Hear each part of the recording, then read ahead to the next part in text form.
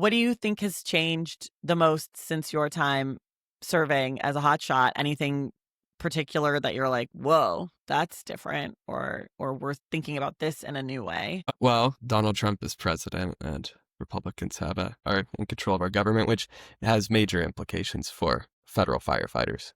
So that is the major change.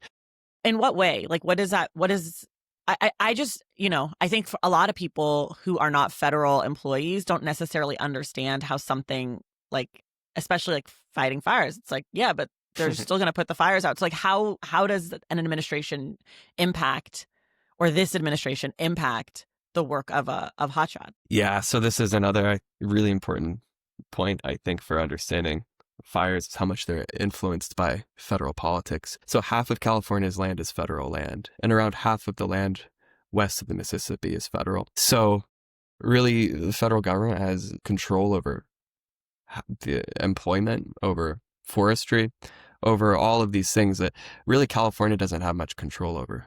Because Gavin Newsom isn't controlling what happens with forest management or wildfires on Forest Service or federal land. So what happened with the Trump administration was, it started with the mass firing of federal employees in the Department of Government Efficiency, quote unquote, with Elon Musk back in January, which resulted in an enormous amount of firefighters being laid off and an enormous amount of the fire mitigation initiatives on federal land being halted, which has sort of backtracked a little bit in recent months, but there's still just so much uncertainty that it was already really difficult to staff all of the different hotshot crews across California and across the American West. And then these attacks on public servants and federal employees just made it even more difficult. So we're moving through increasingly intense fire seasons with increasing less capacity to suppress fires during the fire season, and even less capacity to mitigate them and make our forest more resilient in the off season,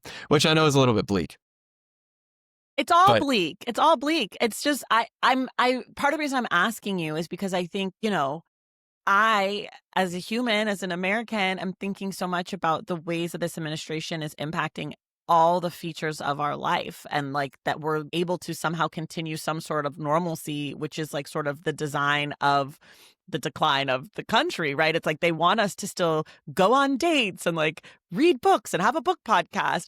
But as I'm listening to you talk, I'm like, right, this is another thing that is under attack that's crucial. and I think it's just goes back to trying to hold the capacity to cut through the smoke and mirrors and be able to view responsibility and hold people accountable for things like wildfires, which it always, when things like the fires in Los Angeles happen and the administration blames California, or as they were in 2021 and as they were in 2020, it's just so important to, I think, keep in mind that this is a matter that is federal responsibility, and it's the responsibility of the president and of Congress.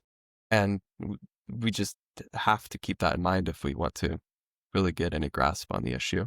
And so there's hope in that too. I think if it's Right. political, then theoretically we can Change it. solve it. We can change Sure. it. Just, well, I don't. I don't sound convinced. It's dark days, so it's a little harder for me. Sometimes I could be rosier, a little less rosy in October 2025 than maybe if we'd had this conversation in October 2024 or 3.